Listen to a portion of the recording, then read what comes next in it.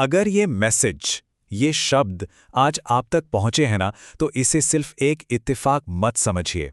ये शायद उस सवाल का जवाब है जिसे आप ना जाने कब से अपने दिल में लेकर घूम रहे हैं। पता है ये ख्याल मन को कितना परेशान करते हैं? क्या मैं बाकियों से पीछे रह गया हूं? इतनी जो मेहनत कर रहा हूं, इसका कोई नतीजा भी निकलेगा? ऐसा क्यों लग रहा है कि सब आगे बढ़ गए और मैं वहीं का वहीं खड़ा हूं? चलिए, आज इसी एहसास की तह तक चलते हैं। तो सबसे पहली और सबसे ज़रूरी बात जो समझनी है वो ये है कि जिसे आप देरी समझ रहे हैं वो असल में देरी है ही नहीं। वो तो एक बहुत ज़रूरी तैयारी का दौर है। एक बात साफ साफ समझ लीजिए, आपको भुलाया नहीं गया है। आपका वो जो संघर्ष है, वो जो आंसू हैं, जो शायद किसी ने नहीं देखे, उनका एक भी पल बेकार नहीं गया। वो सब कुछ आपको तोड़ने के लिए नहीं था, बल्कि आपके अंदर से और मजबूत और गहरा बनाने के लिए था। इसको ना एक पेड़ की मिसाल से समझते हैं। जब एक पेड़ को बहुत ऊंचा और मजबूत बनना होता है ना, तो सबसे पहले उसकी जड़ों को जमीन के अंदर बहुत गहरा जाना पड़ता है। ऊपर से देखने वालों को शायद लगे कि पेड़ की ग्रोथ रुक गई है, कोई बदलाव नहीं दिख रहा, लेकिन असली काम, सबसे जरूरी काम तो जमीन के नीचे चल रहा होता है। और ठीक यही इस वक्त आपके साथ हो रहा है। तो जो ऊपर से एक ठहराव जैसा दिखता है, वो असल में अंदर ही अंदर एक बहुत मजबूत नींव तैयार कर रहा होता है।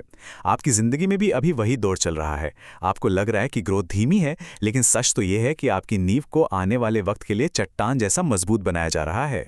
तो इस बात को अपने मन में बिठा लीजिए, ये बहुत ज़रूरी पॉइंट है। आप लेट नहीं हैं, बिल्कुल नहीं। आपको किसी बड़ी चीज़ के लिए तैयार किया जा रहा है। अच्छा, तो ये तैयारी आखिर है क्या? ये होती कैसे है? चलिए इस प्रोसेस को थोड़ा और करीब से देखते हैं।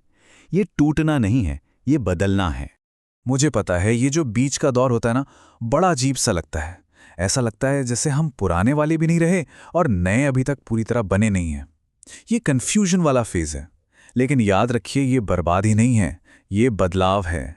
आपका पुराना रूप जा रहा है ताकि एक नया और बेहतर रूप बन सके। एक कैटरपिलर की कहानी सोचिए।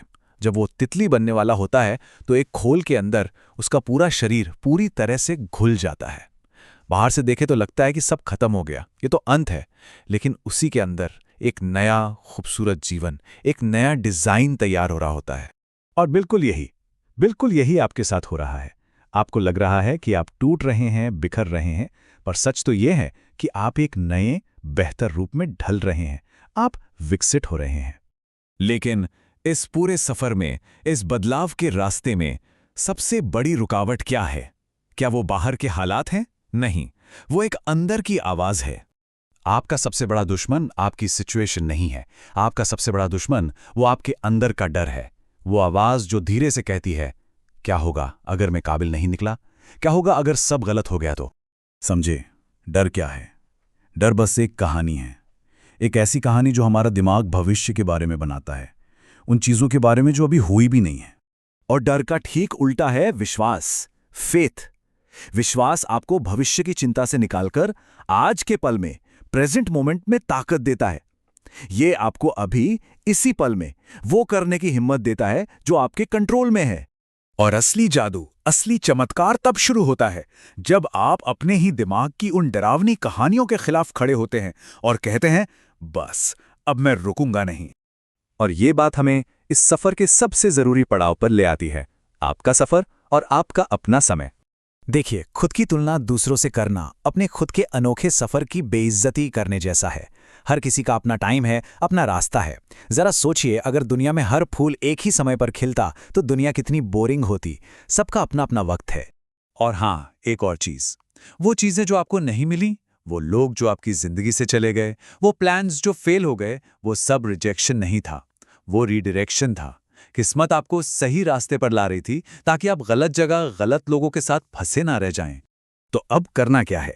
आज से एक सिंपल सा काम शुरू कीजिए। अपने ख्यालों को चुनौती दीजिए। जब मन कहे मैं लेट हो गया हूं, तो खुद से कहिए, नहीं, मैं तैयारी कर रहा हूं।